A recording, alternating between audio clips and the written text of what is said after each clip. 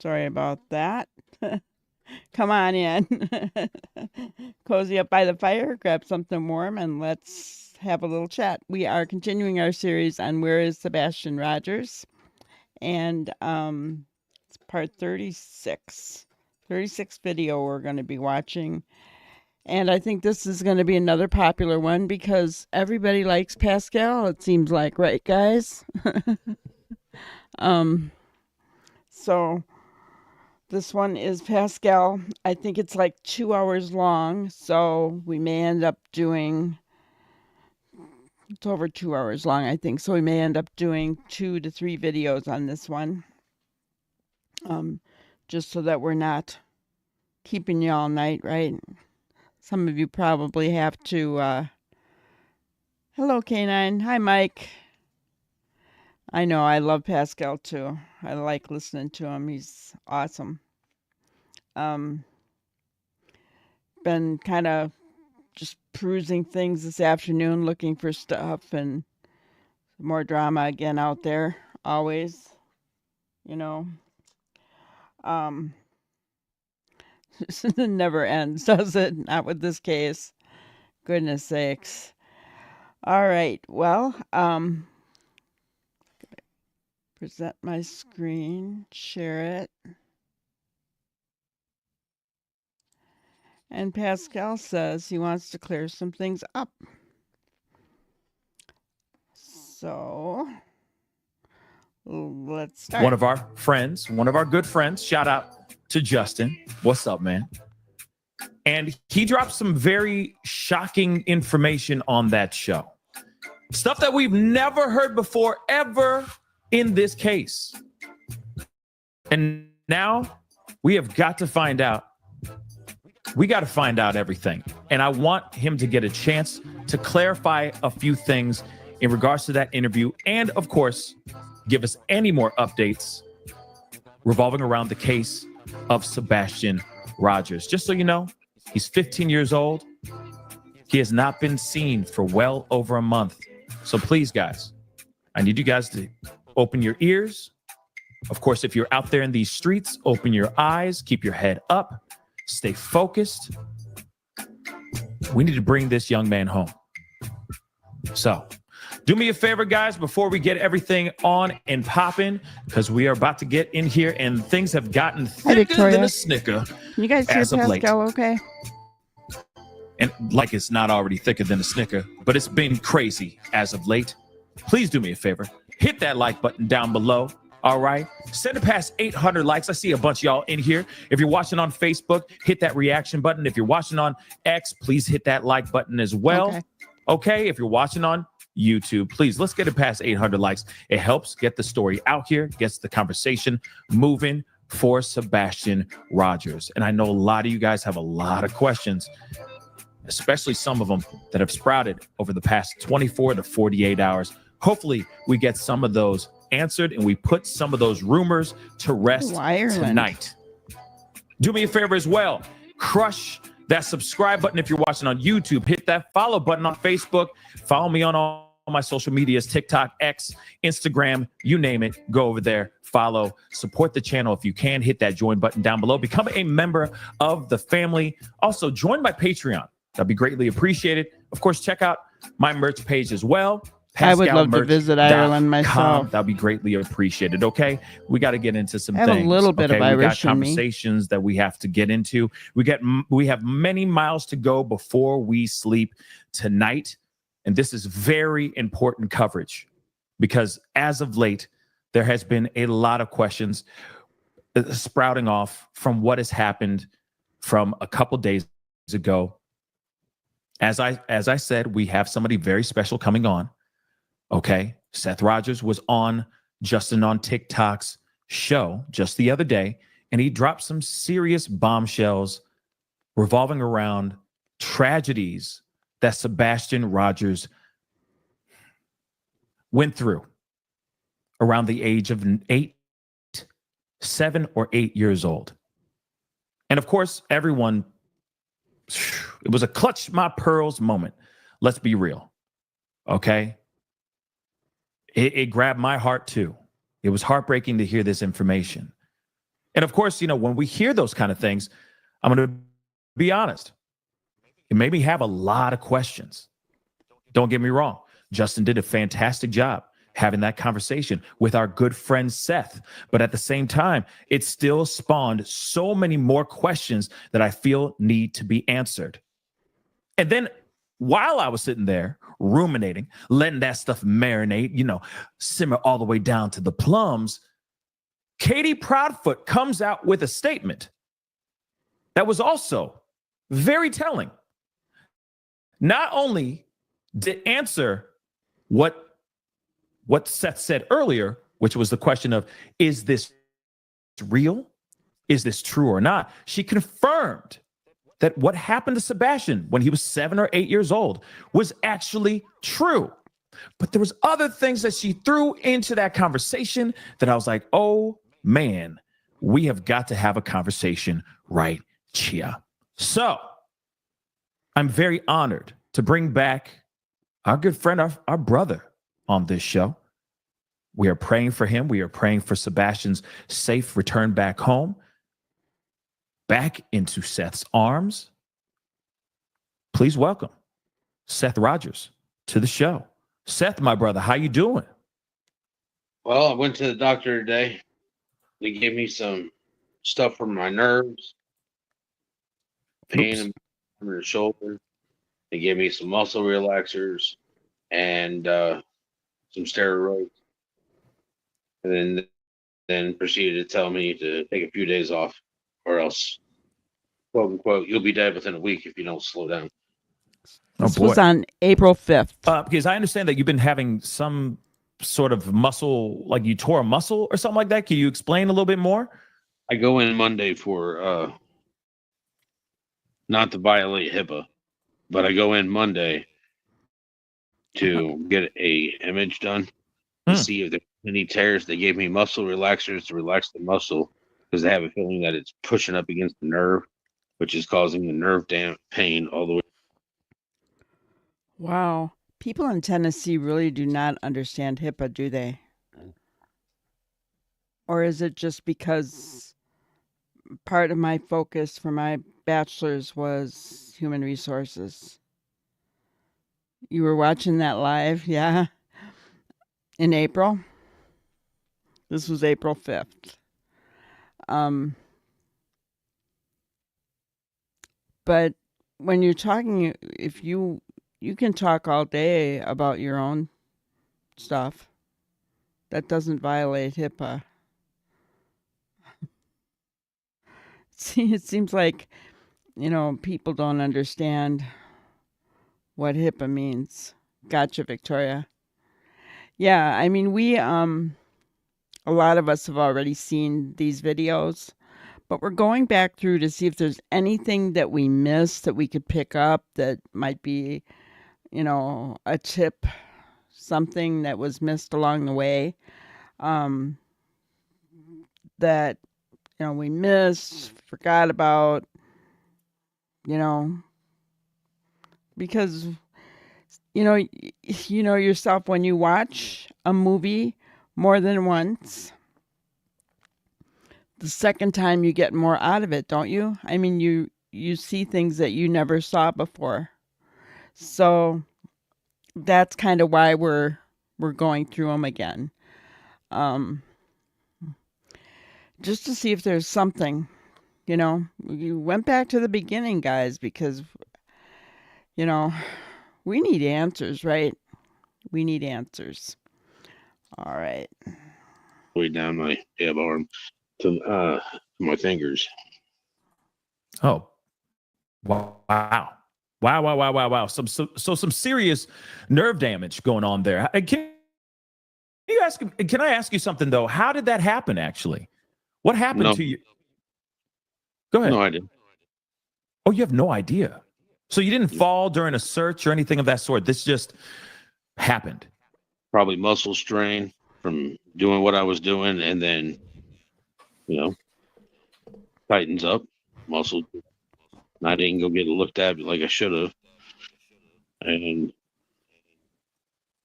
But taking care of it now. Give me a couple of days rest. and then hit the ground running. Yeah, man. I mean, is this gonna slow you down at all in your search? Are you gonna like take a little bit of a break, hang up the hat for a little bit during this search? What's the story here? Talk to me. I'm just going to take a little break. They're still going to do flyers. We're going to have a vigil held on Sunday. I still plan on being there. I'm just going to take it a little bit easier, give it some time to rest, for me to rest, and for it to heal, because it's been interrupting. It hurts. So pain's enough that it keeps me awake. No doubt. No doubt. Well, I mean, first off, I mean, I commend you for not slowing down, still going after it, taking care of things, getting things taken care of as far as finding Sebastian. But you just said that there's going to be a vigil on Sunday. Is that correct? From my understanding, we're setting one up at the Rudder for Sunday. Really? Okay. Yeah. That's good to know. Do we know the time? And do we know the time for Sunday? Currently, right now, it's 6 o'clock, but that really kind of depends on the weather. Gotcha. Are we supposed to have some bad weather on Sunday? 60% chance of rain. Oh, yeah. That can definitely do that. That can definitely do that for sure. Okay. Well, that's good to know. So the Rudder, 6 p.m. Okay. Sunday. And that's all depending on weather. If weather is Mike. permitting, there will be a That vigil. sounds painful. Yeah, I don't want people out in nasty weather. Yeah, I don't blame you. I want anybody to get sick. No, I don't blame you, bro. I don't blame you at all. I really, really don't blame you at all. And so thank you so much for that update. I really do appreciate that. Can we talk about any updates on the search before we dive into all this stuff, all this murky water? Are there any updates with the search right now? No. None that I've been told of. Okay. Have you had any conversations with law enforcement as of late? Have they reached out to you with anything at all? Nope. Good to know. Good to know. Okay. All right. Aside from your shoulder back situation, how you feeling? Same as yesterday. Got one goal in mind. That's fine, Sebastian. Gotcha. Okay. Fair enough. Now, we of course we got to get straight into the meat and potatoes of this, right? So are you ready to have some conversations? I know you got questions. I haven't let you all down with answers yet. Yeah. All right. So you had a conversation just the other day. You dropped some serious bombshells. I know that you that I really don't. I was so tired and exhausted. I really don't even remember the podcast, man. Wow. Whoa. Really? Really? I mean, I get it. Being sleep deprived, running on just nothing but adrenaline all day long. You were also on many shows that day as well, correct? Yeah. I mean, everybody wanted a piece of me, and I felt like the pie was empty. Yeah, I get that. But still, no matter what, nonetheless, there was a conversation that was had. You did drop some very big pieces of information. And whether you had said those things beforehand or after, it still doesn't matter. This was live, this was out. This obviously made the rounds and shocked a lot of people. It shocked me too, my brother. I'm going to be real. I was shocked. Very, very shocked. But of course, I have some questions revolving around all of that. Okay. Or revolving around the information that you gave. So let's talk about it. Because what it had to do with Sebastian? Yes. That information that had to do with Sebastian. Go ahead. What are you going to say? Mr. Proudfoot Sorry to Chris, hear that, Mike. people were asking why he didn't want my son around his daughter. And he kept telling me that if people keep asking the question, he's going to answer it. And turned around and stated that if he tells them, people will stop looking for Sebastian. Really? Okay. Can I ask you something before you continue on? I don't mean to interrupt, but I'm curious. When was this conversation that was had, and was that something on a podcast, or was that something between you guys behind, on your own time behind closed doors? Yes. So him sitting there saying, "I It was don't over the want." phone. Go ahead. What were you gonna say? It was over the phone. Okay. So him saying, if people start asking why I don't want Sebastian around Faith, they won't go and look for Sebastian. Guys, I'm taking what Chris said as a threat. Are you? I am. That was like a threat. If you don't shut people up, I'm going to tell people about Sebastian. I don't know. That's the way I would take it. And Seth finally got fed up. Said, I'm going to tell him. And it didn't stop any of us from looking for Sebastian, did it?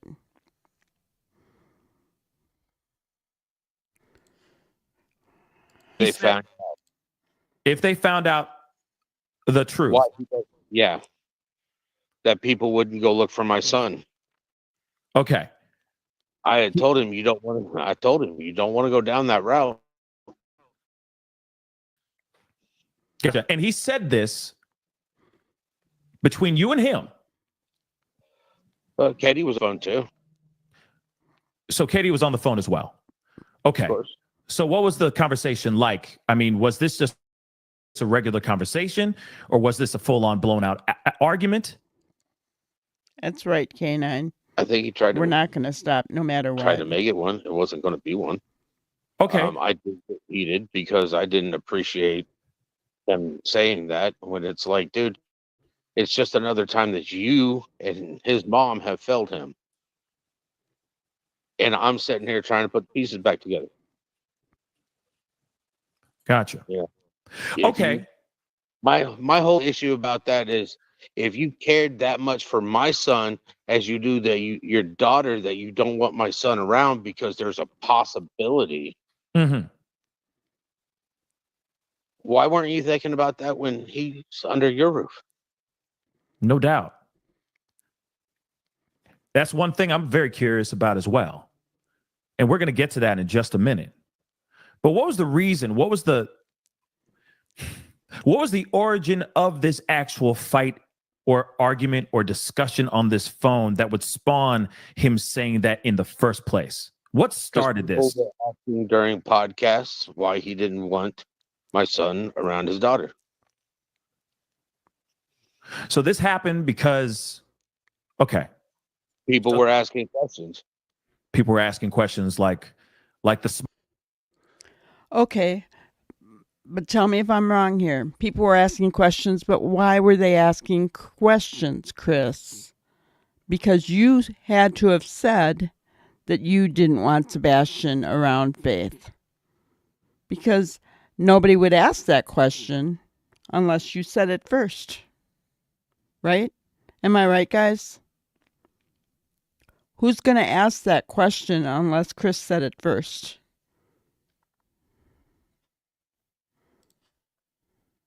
Smart, intelligent people that they are. Go ahead. Why don't you Sebastian around your daughter? People were asking, Chris, why don't you want Sebastian around your daughter?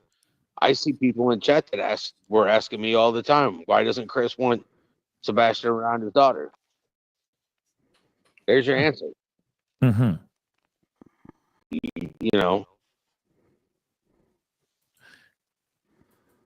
Interesting.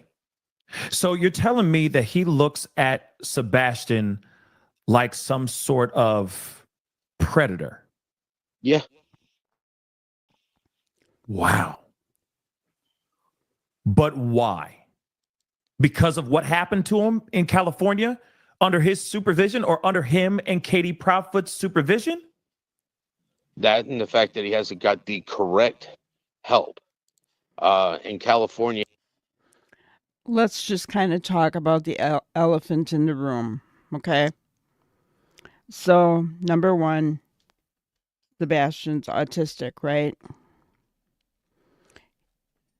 Both sides, both parents, both sides have said that Sebastian has trouble with social interactions. He doesn't understand when he's too close.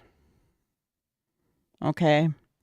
Now, add on top of that he was SA'd when he was younger and he never got any kind of counseling for it. He's not going to know what's right and what's not, is he? And it takes him longer to learn that.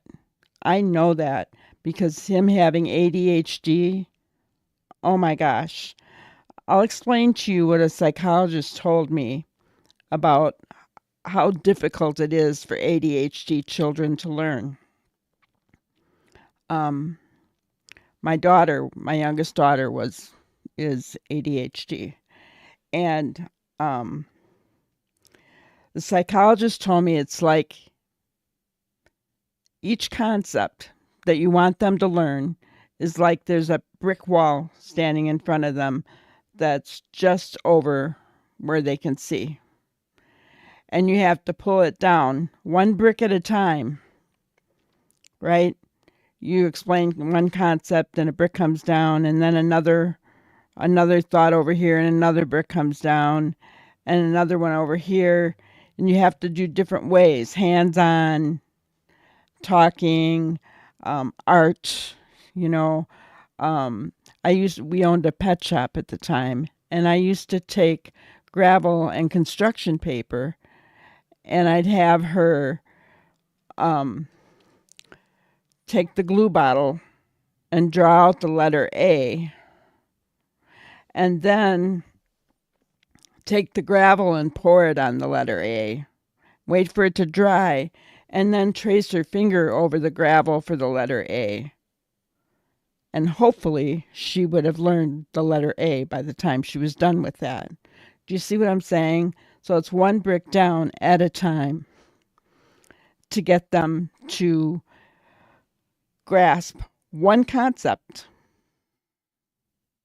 one thing, right? It takes forever. So poor Sebastian, you know, he may have displayed something. I don't know. I hope not, but it doesn't, even if he did, he didn't get the right help.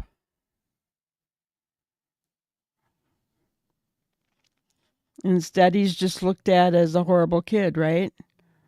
Oh, that just He was makes me seeing angry. a doctor by the name of Dr. Franny at Balboa, and she didn't appreciate the fact that I stood up and used a stern voice with her and told her she wasn't doing anything for my son by letting him play with toys and choose what movie or he gets to watch when he gets out of the thing. That's not helping him. That's not the proper therapy. I'm already researching this. She wasn't. She wasn't. What's the word I'm looking for? She wasn't qualified for that type of therapy, because that's a different type of therapy for traumatic sexual abuse, and that's a different Definitely. type of class. All right. And you're sure of that? Are you sure of that? That she didn't have the credentials to handle that type of therapy? Yes. All right. Okay. I know that we're doing a little bit backwards. Okay. But I do have a lot of questions that we got to go all the way back a little bit. Okay. So I understand that this happened in California. And we got to dive into a little bit more so we understand a little bit more of this information, because you did drop this on Justin. Shout out to Justin on TikTok. And it was shocking. Okay. You did say that in California, while Sebastian under Katie Proudfoot's supervision. Can I interrupt you for? Go ahead. By all means. Go ahead. All right. A lot of people are, this is the information that I'm giving is facts. It's not me trying to throw punches or whatnot. But this is the third time that something major has happened to my child underneath their watch. And they need to own it. They need to. That is such a good point. And you know what I'm thinking of is how when Katie was in the military, Seth was a stay-at-home dad. He was taking care of Sebastian day in and day out for years. So nothing happened to him to Sebastian under Seth's watch. It's happened under Chris and Katie's watch.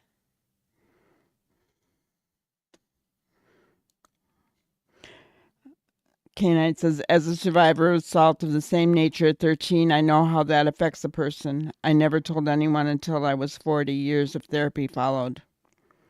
I can understand that. I really can. Hello, NHGG. Good to see you here. All right, let's continue on. To own the fact that they have fucked up yet again. And I'm sitting here being Sebastian's voice. Because right now he doesn't have one until we find him and find out what happened. All right. I've told everybody you're innocent until proven guilty. Right. That's just the way the system works. There's nothing I can do about that. That's the way the system works. And that's the way it should work. You're innocent until proven guilty. Mm-hmm. Now, I understand that I believe that you are telling the truth. I don't think you have.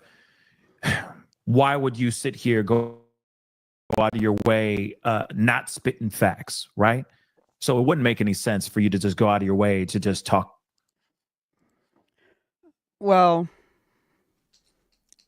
I kind of think that's just a dumb question. Because what father would bring out that fact about his son? That's not something you want to tell everybody, right?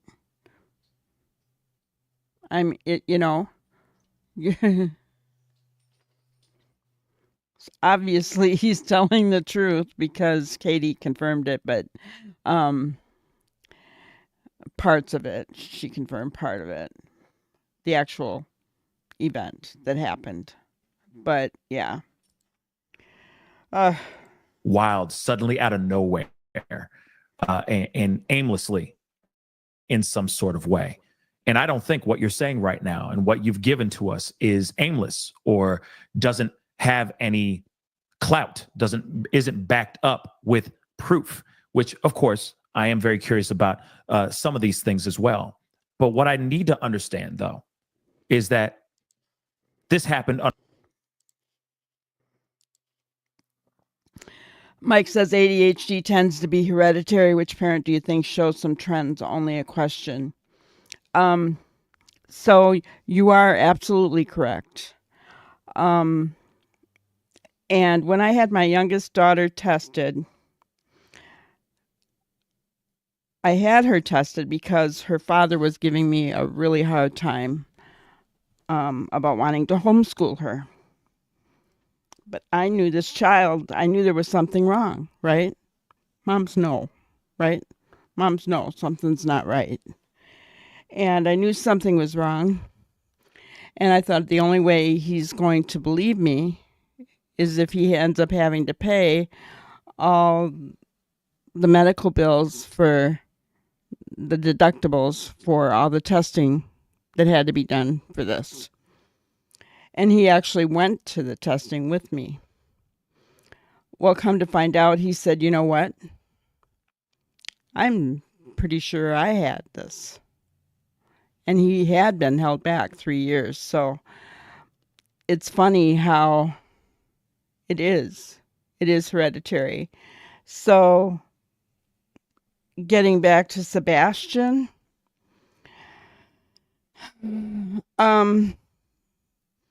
here's what I'm going to say.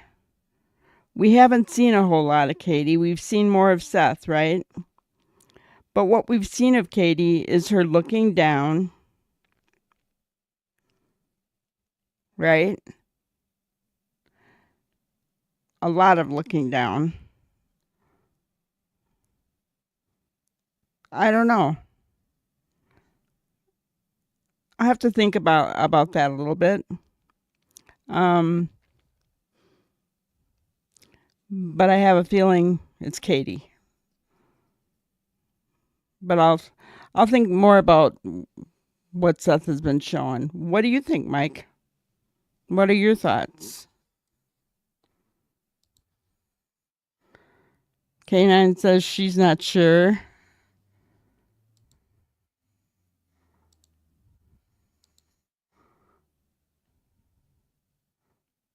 Gotcha. That must be hereditary too. Fidgeting too. Yeah, she was fidgeting quite a bit, wasn't she? Seth has a hard time sitting still, though. If you noticed, he's been in and out of different rooms since this started. We'll have to just watch a little bit more closely, right? But I think the one that displays it more to me is Katie, with the little bit that we've seen her. But let's continue. Under her supervision in California. Is that right or wrong? That's right. Was Chris involved in that at all? Because I think that's one thing that a lot of people are very curious about as well. Chris was living with her then. Okay. So who is this kid? Who is this 13-year-old kid, if he was 13, 15, whatever age he was, who did this unthinkable thing to Sebastian? Who is the kid? I don't know his last name. Sheriff wouldn't give me his last name. But why not? Can't name him anyway. He's a minor. California CPS children under the age of 13 and under are actually protected. Yes. So they wouldn't give me any information. And they weren't allowed to let me do was I asked him if I could contact the school psychologist, if he could sit there and tell the school psychologist the person's name so that the other children that was around him would not become victims as well.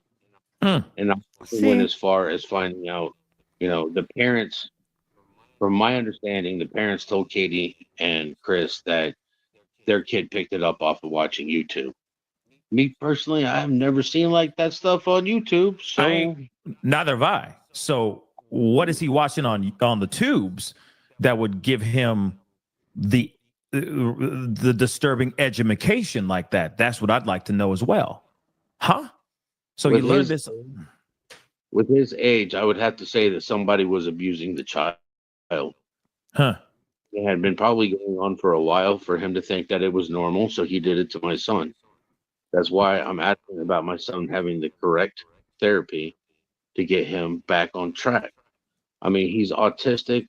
He's not mentally as old as he is physically. I mean, he's smart, but, delayed in learning. He's physically 15.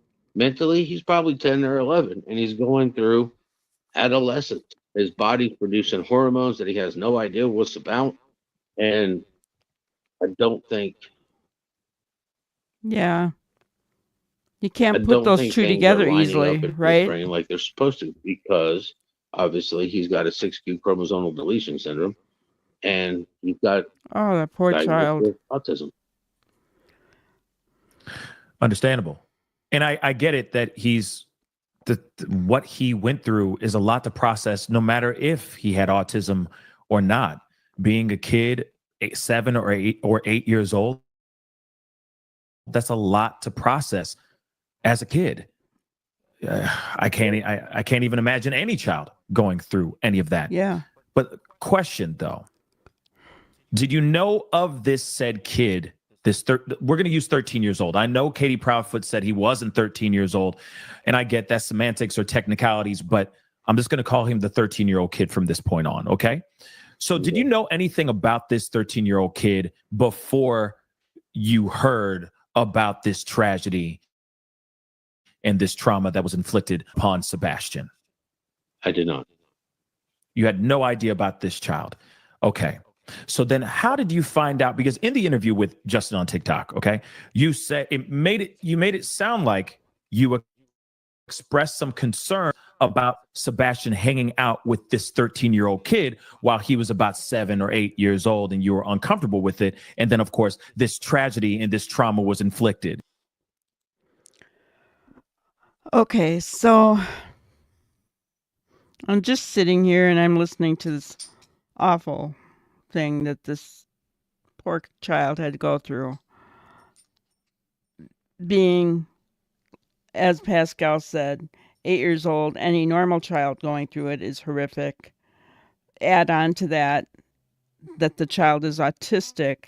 He's going through puberty, but his mind isn't going through puberty. His body is, right? And then he's been abused on top of it. I can't even comprehend. So I'm sitting here listening to this, and then I'm thinking, how does this help us find Sebastian?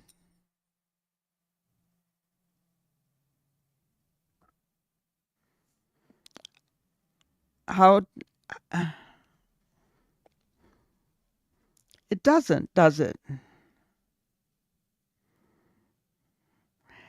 And so then I'm sitting here looking at Pascal and thinking, why are you focusing on this topic so much? Right? Why the focus here? First of all, it can't be easy for Seth to be talking about this. Right? But why is Pascal doing it? Why? Is it for clicks and views? Because it's not going to help us find Sebastian.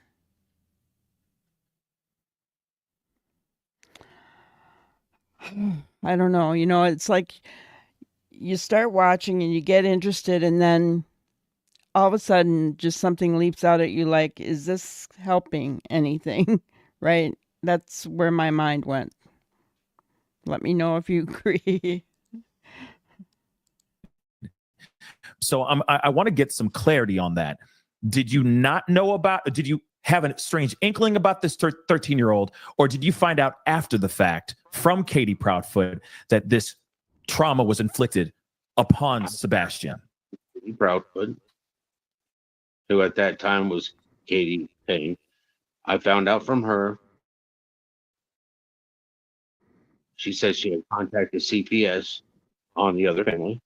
Therefore, I found out from her, and CPS spoke to me, and that's when I started dealing with CPS and the sheriff's department. Okay. Yeah, okay. me and Katie used to communicate a lot more than we do now. We're going to talk about that in a second. But real quick, as soon as you found out about this tragedy that happened to Sebastian at 7 or 8 years old in California, what did you do? I immediately contacted the sheriff's department. I wanted to find what's going to happen to the child. Okay. I wanted if what they were going to do to protect my son, protect this child that more than likely has been a victim already, and what they were going to do to prevent it. And I don't think the sheriff's department did anything. Another time that the law has failed our children. Because I know that you said it on the interview as well that you couldn't do anything because of the state, because the state that you're in, because of the state of California, that you couldn't press charges on this 13-year-old kid. Can you explain to me why you couldn't press charges on this kid? He just committed a crime allegedly. So why couldn't you press charges on this 13-year-old kid? Because of his age. 13. They won't press charges against a 13-year-old for that. What was told to me by the sheriff's department. You know, my son got upset because I didn't tell him I knew. That his mom hadn't told me. And he got upset one day, and I was like, son, I do know. And if you ever want to talk to me about it, you can. But at the same point in time, I was trying to take care of things on my end. I hope he does too. You know? I get it. I fully get it. I think it's crazy to me that you couldn't do anything. It doesn't make any. I don't get it. I get the feeling that he doesn't believe Seth right here. And I don't know what kind of laws there are, what exactly goes on, but Seth did the right thing. He contacted the authorities. Maybe he should have called Child Protective Services. I don't know. You know, it sounds like they knew because I don't know. I'm not gonna say something I'm not sure of, but yeah, it makes no sense to me, and this doesn't help to find Sebastian. So I wish Pascal would just move on here. I like Pascal, don't get me wrong. I just think that he's going down a rabbit hole here that has nothing to do with finding Sebastian. It's my opinion. I mean, I don't live in California, and I don't know the law out there, Yeah. but I am still very shocked. What were you saying? I said, but you wear LA gear all the time. I do. I really do. I really, really do. Maybe I'm trying to manifest something. You feel me? But Careful. still, right. But still, I am quite curious as to why. That seems so odd to me that you couldn't do anything in the state of California when a crime was committed against your son during that time. It still does blow my mind. But when you found out, going back to it, when you found out from Katie Proudfoot at that time, can you tell me where was your mindset? How Let did it that go, feel? Pascal. Goodness. I really don't want to state that in public. Okay. Fair It's enough. my big thing. He just had his innocence taken from him. It took me a minute to digest, and it took me a minute to figure out the proper way to go about it instead of, someone just hurt my baby.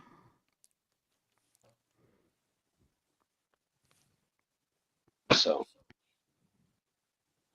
Of course, I get that. And I know that you were, I mean, when you talked about it the other day, we all saw that emotion. We all know.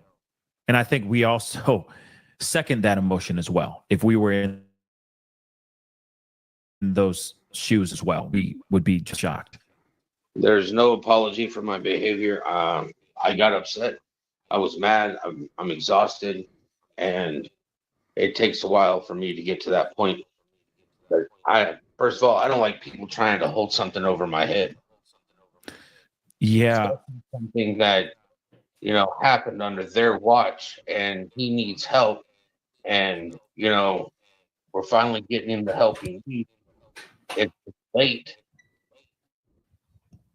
and now I gotta find him. Right. You are absolutely right.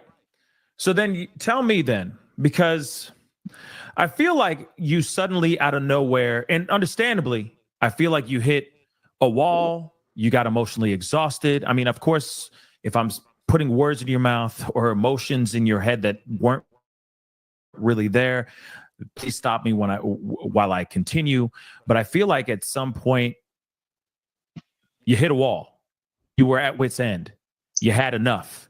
You were tired of being diplomatic, tired of being the nice guy. And you said, you know what? F it.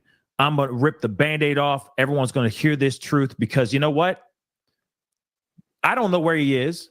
And these other two are not supporting or helping me in the search for Sebastian. Am I anywhere near close to why maybe you started to put this information out for everyone to hear? My son is a victim. And if victims don't get the proper help, they repeat because all of a sudden they think it's normal. Son's autistic. And if he doesn't get the proper help, we don't want him to become that. So you do preventive maintenance and you get him the help he needs. And there's lots of different ways, but if you're not certified in the proper way to get him help, you're just going to make it worse.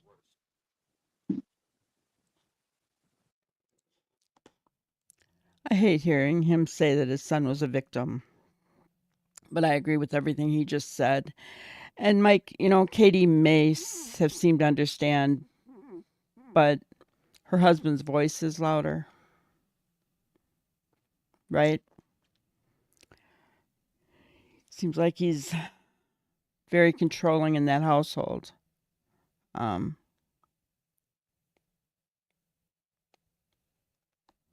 Well, hello, Chai. We haven't seen you for a while. I've been wondering about you. It's good to see you.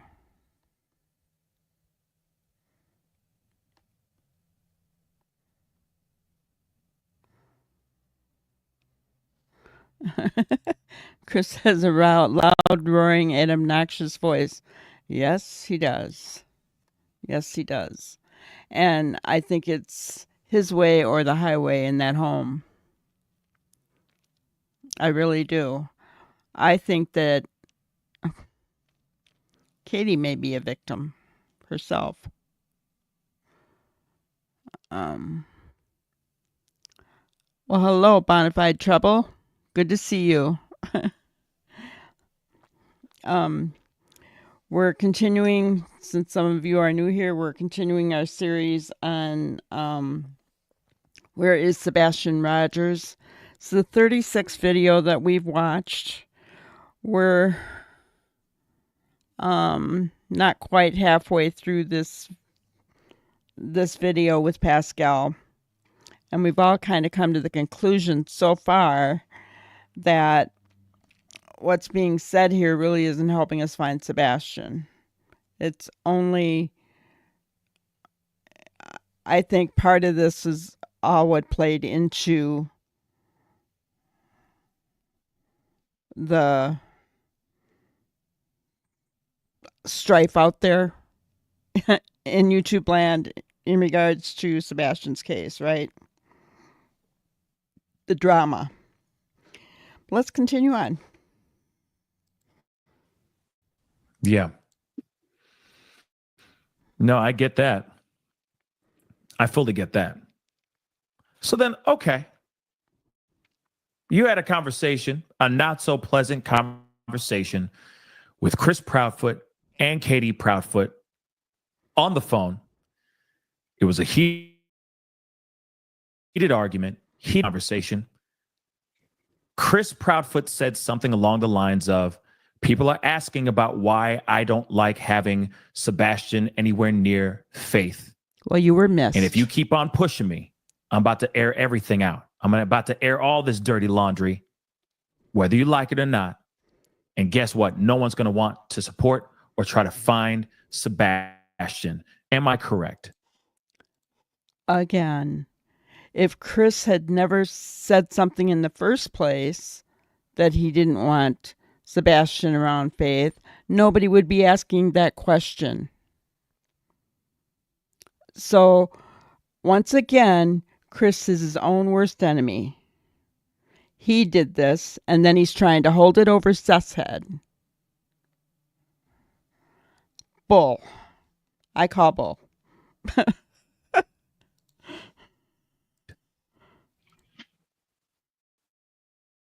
I'm sorry. What was that?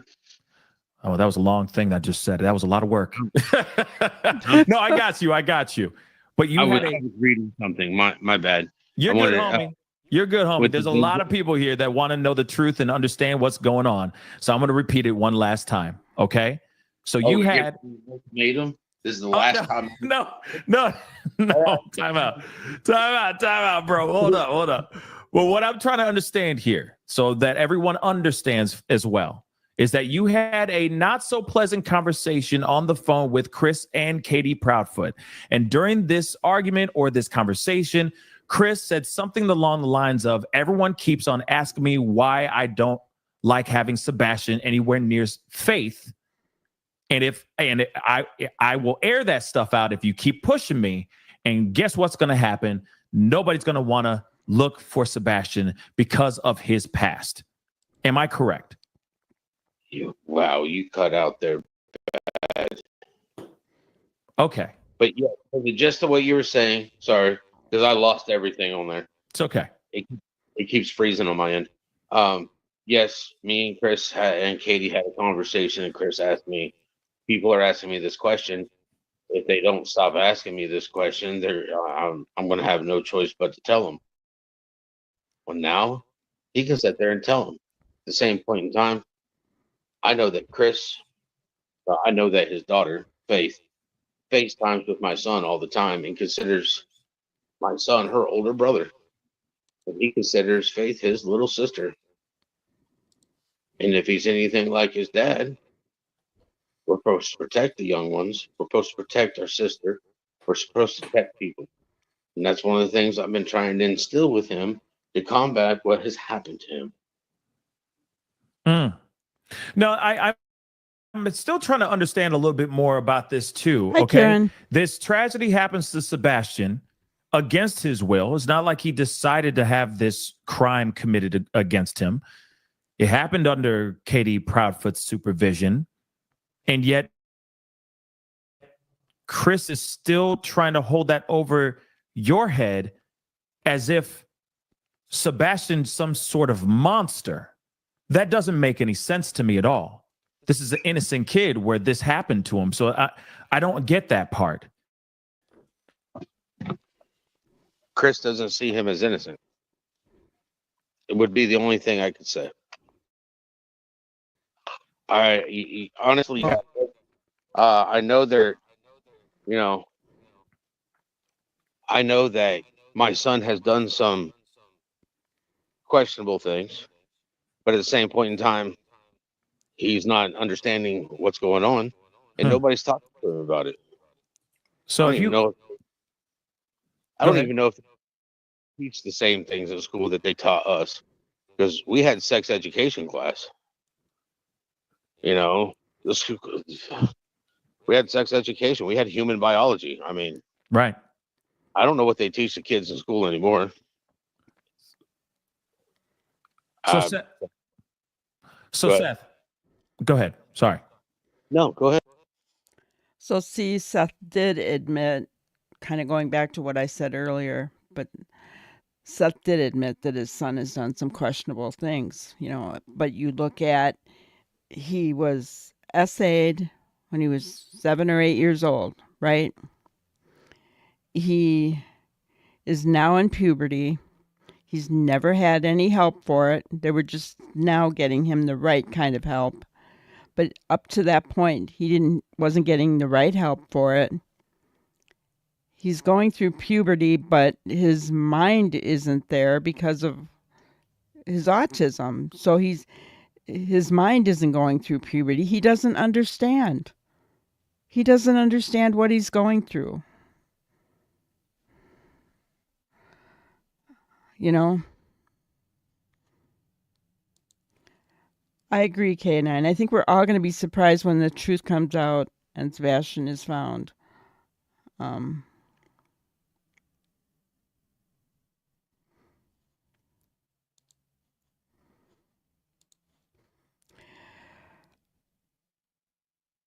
Chai, he told in this video, Chris was holding it over his head. He got tired and drained one night, and he finally said, "Enough's enough." You know, if Chris had not said he didn't want Sebastian around his daughter in the first place, those questions would have never been asked of Chris. So Chris is the one that really started this entire garbage of bringing it out into the open. As far as therapy, Seth said he had therapy, but it wasn't the right kind of therapy for SA.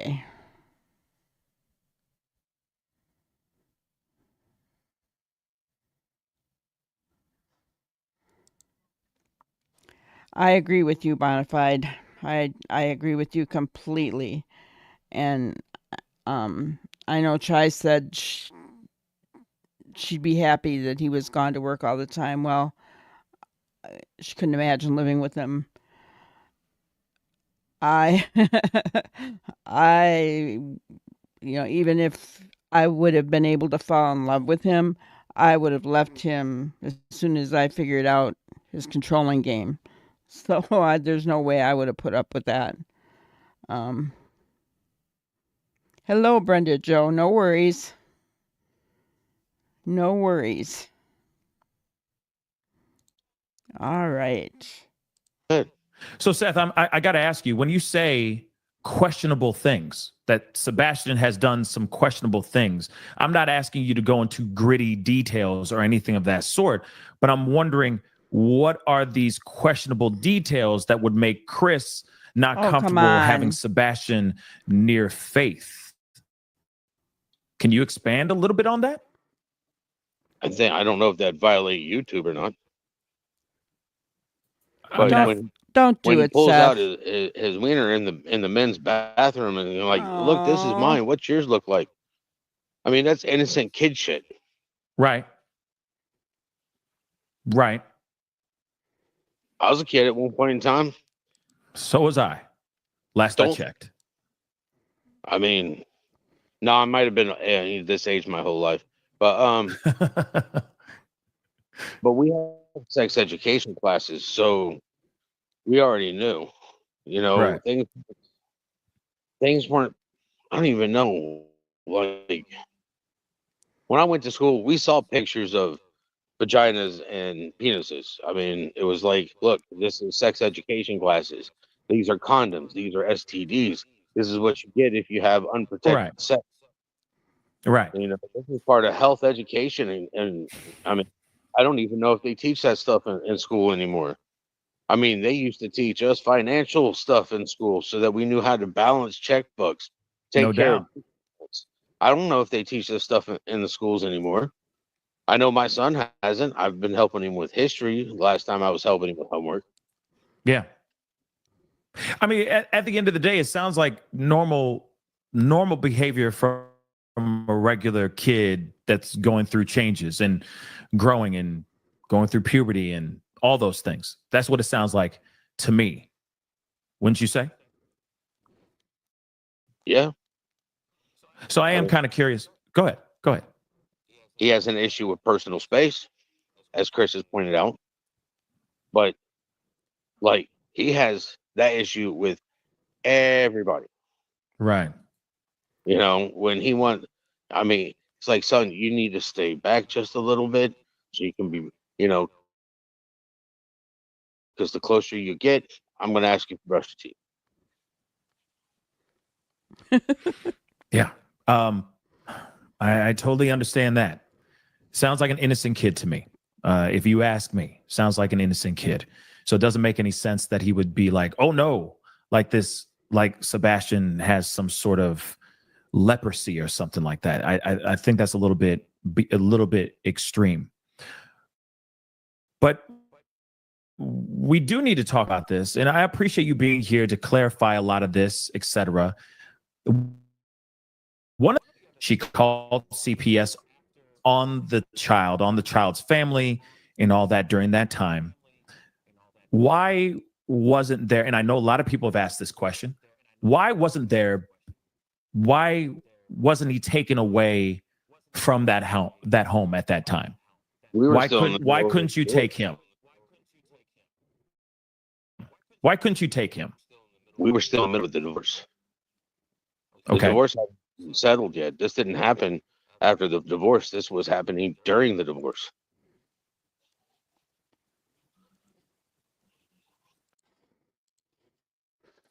Yes, Karen, and that's exactly kind of what I was saying, is that, you know, Chris is the one that started the whole thing. If he had not, Chris or his family or whatever, if he had not told people, I don't want Sebastian around my daughter, none of this would have ever came up. If he would have just kept his mouth shut, this wouldn't have been out there. You know, this is on Chris. How many times in our videos, guys, have we said that Chris is his own worst enemy? You know, I will have to say, bothers me that Seth gave in to Pascal tonight and said a little bit more. That bothers me. It bothers me on both ends. I don't think Pascal should have asked him anymore to elaborate. We don't need to know that. Has nothing to do with focusing on Sebastian. Nothing. You know, so I feel bad that Seth elaborated. I just think he shouldn't have said anything more. I understand why he did the other night. Maybe he's still tired. I don't know, but I just think he shouldn't have said anything more. You know, maybe he likes Pascal. Maybe Pascal makes you feel like you should say so. I don't know, but me sitting here listening to Pascal, I was like, no, don't say it, Seth. Don't say it. You know. So this happened during the divorce. So And when I brought it up, I was instead of being the worried father, they turned around and pretty much said, you're the hateful ex-husband. right. So let's talk about that for a second. Now, I know that there's been a lot of paperwork, documents that were leaked out here in these internet streets, describing you as just painting you in not a great light, for lack of a better term, and it all has to do with CP can how push you were anybody's handling buttons, I think. your relationship with Sebastian. Okay, for lack of a better term. Can we talk about that a little bit? Because I know that there's been a lot of people talking about that. Some people side-eyeing, etc., is saying, oh, you know, Sebastian was in a bad place no matter where he turned, so on and so forth. And I just wanted to air some of that information and just kind of lay some of that to bed. What's up with that paperwork? Is any of it actually true? What If any of that was true, California would not have given me joint legal and joint physical custody while I was homeless. The best thing they did was keep me in the child's life because I was able to find a place. He was able to come over. He was able to come to my house. And I was paying. I was renting a room. I mean, you've never lived in California, but when I was there for a 1-bedroom studio, you're looking at $2,400 a month. Ouch. I don't make that even out here as a deputy sheriff. Okay. Interesting. So those allegations that were in the paperwork, you never raised your hand to him or anything of that sort, or any of the other. She hit me. Okay, she hit me with the domestic violence. Was Sebastian told I hit him in the now? This whole day, and this took place in one whole day, from the morning until it was time for me to go to bed, and time for Sebastian to go to bed. Sebastian had two things he needed to do: clean up his room and make his bed, and then I was going to take him swimming. Tit for tat. You do this, we'll go swimming. My son likes to go swimming, so let's make the bed, clean up your toys, get them all off the floor, and we can go swimming. Like 4 or 5 hours had gone by. I kept checking on him. He wasn't doing it. I was reminding him. And then I go back downstairs. At that point in time, I was really big into computer games. So I'd play computer games, turn around, wait 30, 45 minutes, go back upstairs and check on him again. Just me and him in the house. And he's upstairs. The last time he's upstairs, I walk up there. There's not a single toy in any of his bins. They are all over the floor. Now, there's Legos, there's building blocks, and Hot Wheels, action figures, everything all over the floor. My son is also stripped his entire bed of blanket, sheet, comforter, even the fitted sheet for underneath there, and his pillowcases off of his pillow, and he's butt ass naked playing on the Wii. I saw this and I was like, okay, walk to my room, put on my swimming trunks, grab my beach towel. You're not going to clean up your room. You're not going to make your bed. You're not going to get to go swimming. And I was going to prove the point. I went and got ready to go swimming. And he saw me walk by his room in my swimming trunks and my beach towel. And he was like, I want to go swimming. And I stopped and I turned. I looked at him. I looked at the floor. I looked at his bed. I was like, none of your toys are picked up. None of your bed is stripped completely. And you're butt ass naked playing video games. And he went to throw a fit and came across the floor, stomping his feet. And he stomped on a Hot Wheel. And he lost his balance. And I put my hand in the door frame. And his head hit my hand instead of the door frame. My son has a pocket of fluid on the right bilateral part of his brain. I don't want him to get hit. I'd rather him hit my hand than the door frame. And he did. So then I went outside. Katie was already home at this point in time. And I went to jump in the pool and do some laps because that's what I was using for exercise. And Katie was out at the smoke section with all of her girlfriends. And Sebastian put on some clothes, ran outside, and told her that I hit him. She turned around and filed, because we were in the middle of the divorce, still living in the same residence. She turned around and accused me of child abuse, domestic violence, and had a move-out order issued, and they served it like 3 days later. Wow. And then that's when you got basically kicked out of the residence. Am I correct? That is correct. So that's how it all happened. But That's then how I ended up living in my car, trying to figure out how I was going to make ends meet. Wow. That door is really squeaky. Wow. Second time you've done that. My son. So you lived in the car. These allegations were written in paperwork, these legal documents during your divorce and during this messy custody battle. The court did their investigation and all of this was unfounded, and you were still able to get 50-50, right? Well, in California, they don't give it 50-50. It's joint legal, joint physical. There is no Okay. percentage on the amount of time. Wow. Okay. But you still got custody, Correct. still living Because without I a was residence. Go ahead. What were you Because gonna say? I was homeless. Because I was homeless living in my car. They gave her custodial custody. She was still active duty military. She was getting BAH and everything else, so that helps her keep a residence over her head. Okay. Okay. Okay.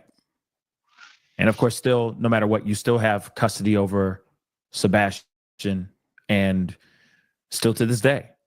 I understand that you worked your tail off to move out to Tennessee from California, move your residence, everything, just to be closer to your son. And of course, that paperwork is unfounded. All those allegations were unfounded, right? And when she stated she was moving to Tennessee, I wanted my son out of California because at this point in time, they had just passed a law stating if there was a 10-year difference between the two people. There's a lot of laws that they were passing in California that I just don't think are right. So when she said she wanted to move to Tennessee, I didn't have a problem with it. I wanted my son out of California. Okay. Do we know anything about this 13-year-old boy now? I mean, I know he'd be like 20, 21, give or take, if he really was 13 years old. Do we know of anything, his whereabouts, etc.? Nope. Wow. Okay. I knew his first name. I didn't know his last name, but hopefully somebody's watching him. Make sure I'm hoping that he got the help he needed. Yeah. Me too. Hopefully. You know, I really commend Seth for that. He could be just totally angry at that 13-year-old boy for violating his son. But he is saying, I hope that the kid got the help he needed. That's really something. I think we're going to stop it there for tonight. I'm still going to preface this by saying that I think so far a lot of this interview has absolutely nothing to do with finding Sebastian. All it did was contribute to the drama surrounding the case at the time. That's my opinion. I don't think we've really gleaned anything that's going to help us find Sebastian in this particular interview. But we'll continue on because we just never know.